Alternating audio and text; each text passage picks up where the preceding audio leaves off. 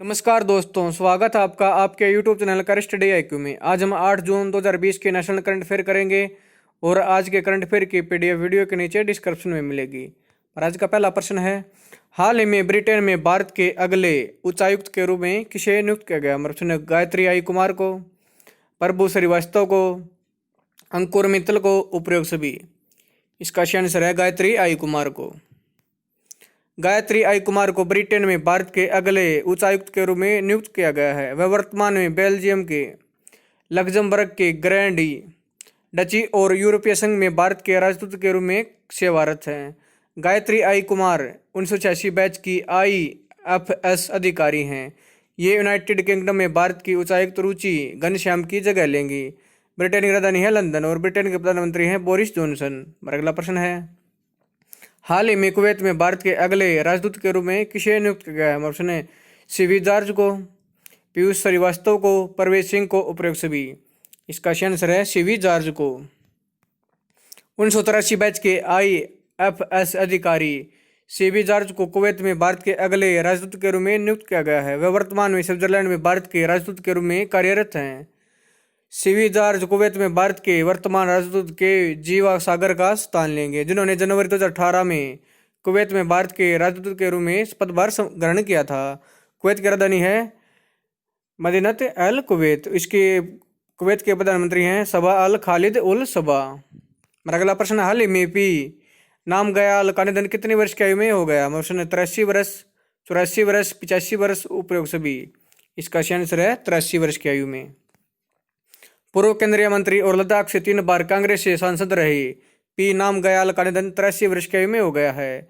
उन्होंने संसदीय कार्य, बोतल परिवहन और रसायन और पेट्रो रसायन राज्य मंत्री के रूप में कार्य किया था। वे कृषक और एक सामाजिक कार्यकर्ता होने के साथ साथ उन्होंने तत्कालीन जम्मू और कश्मीर राज्य में राज्य कांग्रेस समिति के महासचिव और उपाध्यक्ष के रूप में कार्य किया था। पी नाम गयाल 1960 से 1973 और उसके बाद 1974 से 1980 तक जम्मू कश्मीर विधान परिषद के सदस्य थे और बाद में 1988 से 1989 के बीच केंद्र सरकार में केंद्रीय उपमंत्री के रूप में भी कार्य किया था। अगला प्रश्न है, हाल ही में विश्व पर्यावरण दिवस कब बनाया गया है? ऑप्शन 5 जून, 4 जून, 3 जून, उपरोक्त सभी। इसका आंसर है 5 जून को। हर साल 5 जून को विश्व स्तर पर वर्ल्ड इन्वायरमेंट डे यानी विश्व पर्यावरण दिवस मनाया जाता है। यह दिन पर्यावरण संरक्षण और लोगों को प्रकृति के महत्व के बारे में जागरूक करने के लिए बनाया जाता है। यह दिन पर्यावरण को संरक्षित करने और इसे बनाए रखने में व्यक्तियों, उद्यमों और समुदायों द्वारा एक प्रबुद्ध विचार और जिम्मेदार आचरण के लिए आधार को व्यापक बनाने का अवसर प्रदान करता है। विश्व पर्यावरण दिवस 2020 को बायोडाइवर्सिटी यानी जैव विविधता की थीम पर मनाया जाएगा। यह विषय एक चिंता का प्रतीक है जो तत्काल और अस्तित्व दोनों से संबंधित है। विश्व पर्यावरण दिवस को संयुक्त राष्ट्र द्वारा प्रोत्साहित किया जाता है। वर्ष 2020 में कोलंबिया विश्व पर्यावरण दिवस की मेजबानी करेगा, जबकि 2019 में चीन इसका मेजबान देश था। विश्व पर्यावरण दिवस का इतिहास, साल 1974 में पहली बार ओनली वन अर्थ के नारे के साथ विश्व पर्यावरण दिवस मनाया गया था। वर्ष 1972 में मानव पर्यावरण पर सम्मेलन आयोजित किया गया जो संयुक्त राष्ट्र में 15 से 16 जून तक चला था। केंद्रीय पृथ्वी विज्ञान मंत्री हैं हर्षवर्धन। अगला प्रश्न है, हाल ही में किस भारतीय लेखिका को एशिया रीजन के लिए कॉमनवेल्थ शॉर्ट स्टोरी प्राइज 2020 से सम्मानित किया गया है? ऑप्शन कृतिका पांडे, मनीषा सिंह, साक्षी शेरावत, उपरोक्त सभी। इसका आंसर है कृतिका पांडे को। भारतीय लेखिका कृतिका पांडे को एशिया रीजन के लिए कॉमनवेल्थ शॉर्ट स्टोरी प्राइज 2020 से सम्मानित किया गया है। उन्हें उनकी story the great Indian T and snacks के लिए पुरस्कार दिया गया है। यह कहानी एक हिंदू लड़की की एक मुस्लिम लड़के के प्यार में पड़ने की कहानी है, जिसमें बताया गया है कि कैसे ये दोनों युवा नफरत और पक्षपात के दौर में प्यार के विचार को फैलाने की कोशिश कर रहे हैं।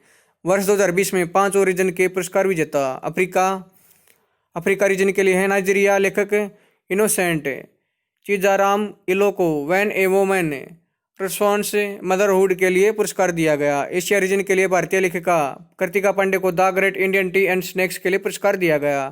कनाडा और यूरोपीय रीजन के लिए ब्रिटिश लेखक Rehan Martin वेहर mister Jehan wands के लिए पुरस्कार दिया गया।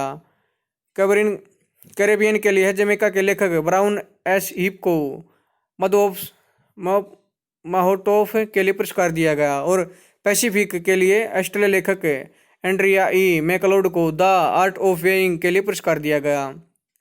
कॉमनवेल्थ शॉर्ट स्टोरी प्राइज के बारे में इतिहास के बारे में पढ़ते हैं। कॉमनवेल्थ शॉर्ट स्टोरी प्राइज साल 2012 से कॉमनवेल्थ से प्रकाशित सर्वश्रेष्ठ शॉर्ट स्टोरी के लिए दिया जाता है। पुरस्कार एशिया, पैसिफिक, अफ्रीका, कनाडा और यूरोप और कैरेबियन के 5 रीजन के विजेताओं को दिया जाता है। इसमें प्रत्येक विजेता को 2500 पाउंड लगभग 2.4 लाख रुपए मिलते हैं और सभी विजेताओं को 4.72 लाख रुपए मिलते हैं। हमारा अगला प्रश्न है, हाल ही में the urban learning internship programme TULIP किसके द्वारा लॉन्च किया गया? केंद्र सरकार, DRDO, IIT मद्रास, उपयोग सभी। इसका आंसर है केंद्र सरकार द्वारा। भारत सरकार द्वारा the European learning internship program TULIP launch किया गया है। यह कार्यक्रम अखिल भारतीय तकनीकी शिक्षा परिषद, मानव संसाधन विकास मंत्रालय और आवास और शहरी विकास मंत्रालय की एक संयुक्त पहल है। TULIP कार्यक्रम का लक्ष्य देश भर के सभी शहरी स्थानीय निकायों और स्मार्ट शहरों में नए स्नातकों को प्रशिक्षण के अवसर प्रदान करना है। यह कार्यक्रम भारत के छात्रों को व्यावहारिक अनुभव भी प्रदान करेगा। इस तरह ये शहरी स्थानीय निकायों और स्मार्ट शहरों के कामकाज में नए विचारों और नई सोच को विकसित करने में मदद साबित होगा। TULIP कार्यक्रम के माध्यम से आधुनिक तकनीकों और नवीन तरीकों की मदद से शहरी स्थानीय निकायों में सुधार के लिए समाचार विचारों को उत्पन्न करने के लिए भारत के युवाओं को एक अवसर प्रदान किया जाएगा। इस प्रकार TULIP भारत के स्नातकों के बाजार मूल्य को बढ़ाने में मदद करेगा और शहरी नियोजन, परिवहन, इंजीनियरिंग, पर्यावरण, नगरपालिका, वित्त आदि जैसे विविध क्षेत्रों में एक संभावित प्रतिभा पुल बनाने में मदद करेगा। केंद्रीय आवास और शहरी मामलों के मंत्री हैं हरदीप सिंह पुरी। केंद्रीय मानव संसाधन विकास मंत्री हैं रमेश पोखरियाल निशंक। अखिल भारतीय तकनीकी शिक्षा परिषद के अध्यक्ष हैं अनिल डी सहस्त्रबुद्धे। हमारा अगला प्रश्न है, हाल ही में किस बैंक ने मोबाइल एप्लीकेशन आधारित एक नई सुविधा शुरू की है जहां ग्राहक कुछ ही घंटों में पेपरलेस तरीके से चालू बैंक खाता खोलने में सक्षम होंगे? हमारे ऑप्शन है ends bank, Punjab national bank, reserve bank of India, उपयोग सभी। इसका सही आंसर है इंड बैंक। हाल ही में इंड बैंक ने मोबाइल एप्लीकेशन आधारित एक नई सुविधा शुरू की है जहां ग्राहक कुछ ही घंटों में पेपरलेस तरीके से चालू बैंक खाता खोलने में सक्षम होंगे। मोबाइल एप्लीकेशन आधारित इस सुविधा की शुरुआत करने वाला इंड बैंक भारत का पहला बैंक है। ये ऐप कई एप्लीकेशन प्रोग्राम इंटरफेस का इस्तेमाल करता है जो वस्तु एवं सेवा कर, कॉर्पोरेट मामलों के मंत्रालय, नेशनल सिक्योरिटीज डिपॉजिटरी लिमिटेड, आयात निर्यात कोड और आधार जैसे अधिकृत सरकारी प्लेटफॉर्म से KYC दस्तावेजों के सुरक्षित सत्यापन को सक्षम बनाता है। इंड बैंक के प्रबंध निदेशक और CEO हैं सुमंत कथपालिया। इसके अध्यक्ष हैं अरुण तिवारी। इसका मुख्यालय है मुंबई, महाराष्ट्र में और इसकी टैगलाइन है we make you feel richer. अगला प्रश्न, हाल ही में कार्मिकों के मानसिक तनाव और डिप्रेशन की जांच करने के लिए और उनके लिए परामर्श सत्र, संगीत और योग थेरेपी की व्यवस्था करने के लिए एक विशेष अभियान शपथन किसने शुरू किया? Chhattisgarh police, Maharashtra police, Rajasthan police, उपयोग सभी। इसका सही आंसर है छत्तीसगढ़ पुलिस ने। छत्तीसगढ़ पुलिस ने अपने कार्मिकों के मानसिक तनाव और डिप्रेशन की जांच करने और उनके लिए परामर्श सत्र, संगीत और योग थेरेपी की व्यवस्था करने के लिए एक विशेष अभियान शपथन शुरू किया है। इस अभियान का उद्देश्य पुलिस बल को डिप्रेशन और तनाव से बचाने के लिए जरूरी कदम उठाना है। यह कदम राज्य में पुलिस कर्मियों द्वारा पिछले 2 वर्षों आत्महत्या के 50 से अधिक मामलों और अपने सहयोगियों पर हमला करने वाले पुलिसकर्मियों की कई घटनाओं के सामने आने के बाद उठाया गया है। अभियान संपादन के तहत वरिष्ठ पुलिस अधिकारी अपने साथियों के सामने आने वाली समस्याओं के बारे में जानने के लिए कर्मियों के साथ बातचीत करने के लिए पुलिस लाइन, पुलिस स्टेशन और सशस्त्र बल की कंपनियों का दौरा करेंगे। छत्तीसगढ़ के मुख्यमंत्री भूपेश बघेल, उसके राज्यपाल अनुसुईया उइके। हमारा अगला प्रश्न है, हाल ही में वर्चुअल ग्लोबल वैक्सीन समिट 2020 की मेजबानी किसने की है? हमारा प्रश्न है ब्रिटेन, भारत, नेपाल, अमेरिका। इसका आंसर है ब्रिटेन देश ने। हाल ही में आयोजित की गई वर्चुअल ग्लोबल वैक्सीन समिट 2020 की मेजबानी ब्रिटेन के प्रधानमंत्री बोरिस जॉनसन द्वारा की गई है। इस समिट में भारत का प्रतिनिधित्व प्रधानमंत्री नरेंद्र मोदी ने किया है। इस वर्चुअल ग्लोबल वैक्सीन समिट 2020 में बिजनेस लीडर्स, सिविल सोसाइटी, सरकार के मंत्रियों, संयुक्त राष्ट्र एजेंसियों, संयुक्त राष्ट्र अध्यक्षों और राष्ट्र के नेताओं सहित 50 से अधिक देशों ने भाग लिया। इस वर्चुअल समिट के दौरान भारत ने अंतर्राष्ट्रीय टीकाकरण सहयोग के लिए $15 मिलियन का योगदान दिया। गवी के मुख्य कार्यकारी अधिकारी हैं और विक्सन अलायंस हैं डॉक्टर शेठ वर्कले और भारत की राजधानी है नई दिल्ली। भारत के प्रधानमंत्री हैं नरेंद्र मोदी और ब्रिटेन के प्रधानमंत्री हैं बोरिस जॉनसन और ब्रिटेन की राजधानी है लंदन। और अगला प्रश्न, हाल ही में किसने एक नई mobile application Delhi corona launch की है? हमारा प्रश्न, अरविंद केजरीवाल, अमित शाह, नरेंद्र सिंह तोमर, उपरोक्त सभी। इसका सही आंसर है अरविंद केजरीवाल ने। दिल्ली के मुख्यमंत्री अरविंद केजरीवाल ने एक नई mobile application Delhi corona launch की है।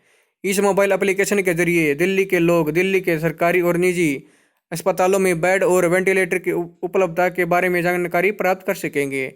इस तरह मोबाइल एप्लीकेशन दिल्ली कोरोना लोगों को कोविड-19 मरीजों के लिए उपलब्ध अस्पताल वार बेड और वेंटिलेटर की जानकारी हासिल करने में सक्षम बनाएगी। दिल्ली कोरोना ऐप कोविड-19 महामारी के खिलाफ लड़ाई में नागरिकों और अस्पतालों के बीच सूचना के अभाव को कम करने के लिए लॉन्च किया गया है। दिल्ली के मुख्यमंत्री अरविंद केजरीवाल, दिल्ली के उपराज्यपाल हैं अनिल बैजल, दिल्ली के उप मुख्यमंत्री हैं मनीष सिसोदिया। और अगला प्रश्न है, हाल ही में देश का बेस्ट परफॉर्मिंग मुख्यमंत्री किसे घोषित किया गया? हमारा जयराम ठाकुर, मनोहर लाल, अरविंदर सिंह, अशोक गहलोत। इसका सही आंसर है जयराम ठाकुर को।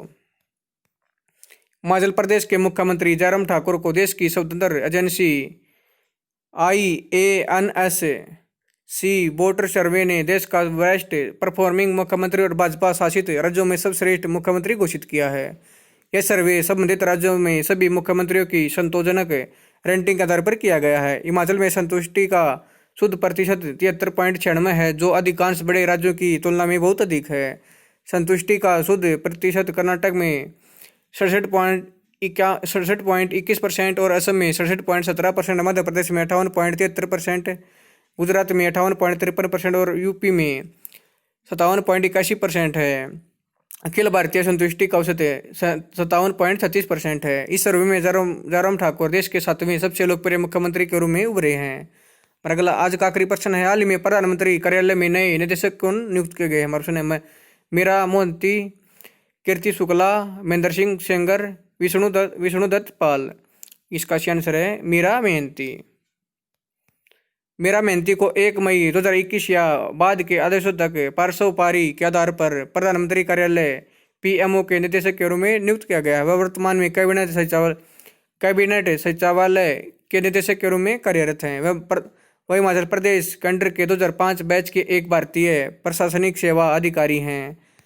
दोस्तों, अगर आपको ये वीडियो पसंद आए तो आप मेरे YouTube चैनल करिश्ट DIQ को लाइक करें, कमेंट्स करें, शेयर करें, सब्सक्राइब करें और इसके बेल आइकन को दबा दें ताकि आने वाले वीडियो का नोटिफिकेशन आपको टाइम पे मिलता रहे। धन्यवाद दोस्तों।